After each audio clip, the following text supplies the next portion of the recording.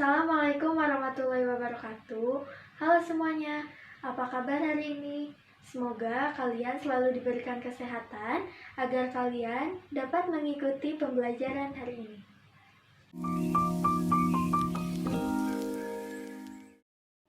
Materi yang akan kita bahas kali ini adalah teks eksposisi.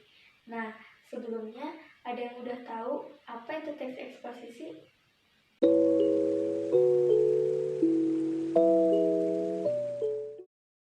Baik, jika masih ada yang belum tahu apa itu teks eksposisi atau bahkan masih ragu untuk menjawab apa itu teks eksposisi, hari ini kita akan membahas dan mempelajarinya sama-sama.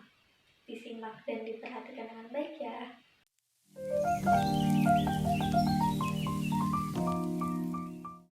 Pembahasan yang pertama ada pengertian teks eksposisi. Nah, teks eksposisi ini adalah jenis teks yang berisikan tentang informasi dan pengetahuan yang disampaikan secara singkat, padat, dan jelas. Teks eksposisi ini pun disertai dengan argumen atau pendapat dari penulisnya. Nah, jadi teks eksposisi ini adalah teks yang berisikan tentang informasi dan pengetahuan, dan biasanya teks ini berisikan tentang fakta-fakta yang sedang ramai diperbincangkan di masyarakat.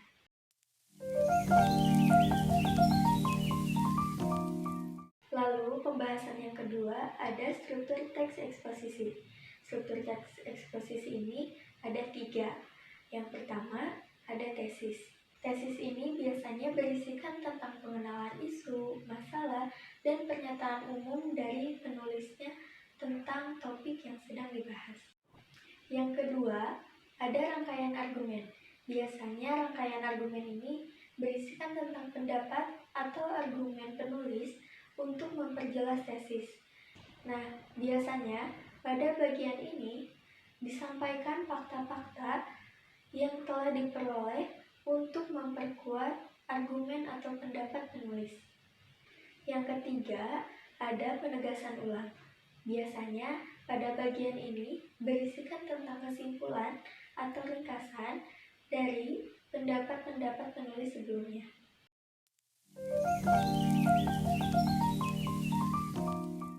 Lalu pembahasan yang ketiga ada ciri-ciri teks eksposisi.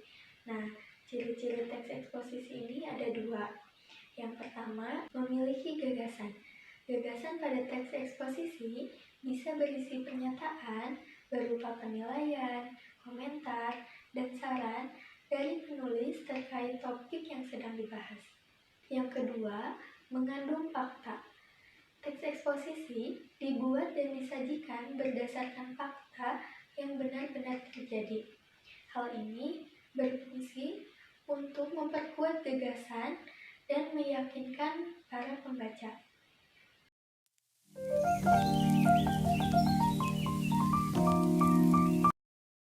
Lalu pembahasan yang keempat mengenai pola pengembangan pada teks eksposisi.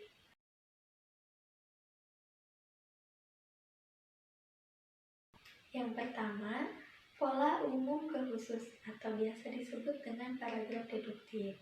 Pada bagian ini, ide pokok terletak di awal paragraf dan biasanya diikuti oleh beberapa kalimat penjelas.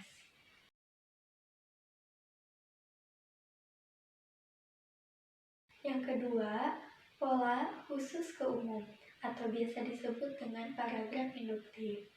Nah, pada bagian ini biasanya diawali dengan beberapa kalimat penjelas dan diakhiri dengan simpulan. Simpulan ini biasanya yang menjadi inti atau ide pokok pada paragraf tersebut.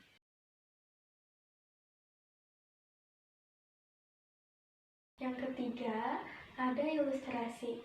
Pada bagian ini, gagasan atau ide pokok yang disimpulkan akan dilengkapi dengan ilustrasi atau gambaran yang dapat mendukung maksud dari teks tersebut.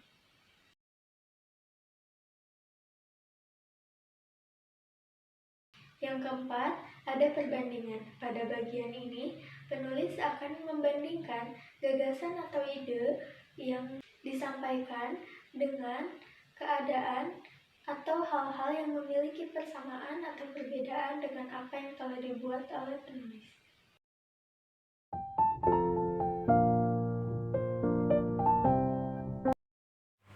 Di sini, saya akan membacakan contoh teks eksposisi yang berjudul Menjaga Kebersihan Lingkungan Sekolah. Kebersihan lingkungan sekolah adalah salah satu faktor terpenting untuk menciptakan kenyamanan, baik di lingkungan rumah maupun di lingkungan sekitar. Setiap sekolah selalu mengajarkan anak didiknya untuk menjaga kebersihan lingkungan sekolah. Bahkan, kebersihan lingkungan sekolah dilombakan untuk menarik minat sekolah agar mereka peduli kebersihan. Cara untuk menjaga kebersihan sekolah diantaranya membuang sampah pada tempatnya, menghapus papan tulis, menyapu ruangan sekolah, dan masih banyak lagi. Pembagian piket kelas menjadi salah satu cara untuk menjaga kebersihan lingkungan sekolah.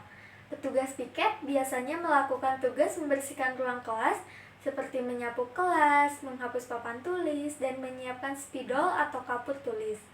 Selain itu, setiap hari Jumat selalu digunakan untuk melakukan kerja bakti, membersihkan sekolah setelah pelajaran pertama selesai. Banyak manfaat yang diperoleh dari kegiatan Jumat bersih. Selain lingkungan sekolah bersih, hubungan murid dengan guru juga semakin akrab dengan adanya kerjasama. Kebersihan lingkungan sekolah adalah hal yang tidak bisa dipisahkan dari kehidupan sekolah dan merupakan faktor yang sangat penting dalam meraih keberhasilan proses belajar mengajar. Kebersihan lingkungan sekolah akan lebih menjamin kebersihan seseorang dan menyehatkan. Kebersihan tidak sama dengan kemewahan. Kebersihan adalah usaha manusia agar lingkungan sekolah tetap terawat secara berkesinambungan.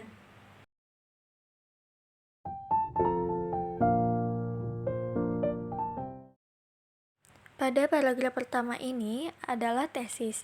Tesis ini berisikan tentang pengenalan isu masalah atau pernyataan umum penulis tentang topik yang sedang dibahas. Seperti pada paragraf pertama ini, diawali dengan pengertian, lalu selanjutnya diteruskan dengan penjelasan. Paragraf kedua adalah rangkaian argumen. Rangkaian argumen berisikan tentang pendapat atau argumen penulis sebagai penjelas tesis.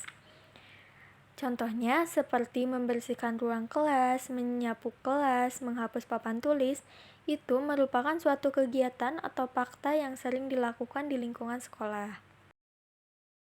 Lalu pada paragraf ketiga adalah penegasan ulang. Penegasan ulang berisikan tentang ringkasan atau kesimpulan terkait pendapat-pendapat penulis sebelumnya.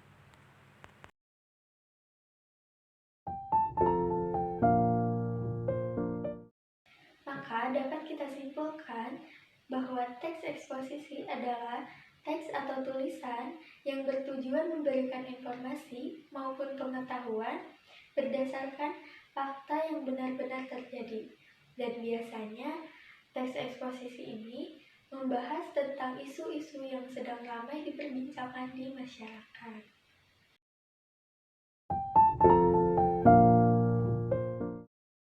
Baik, cukup sekian pembahasan materi kali ini. Terima kasih untuk kalian semua yang sudah memperhatikan dan menyimak dengan baik. Semoga bermanfaat. Wassalamualaikum warahmatullahi wabarakatuh.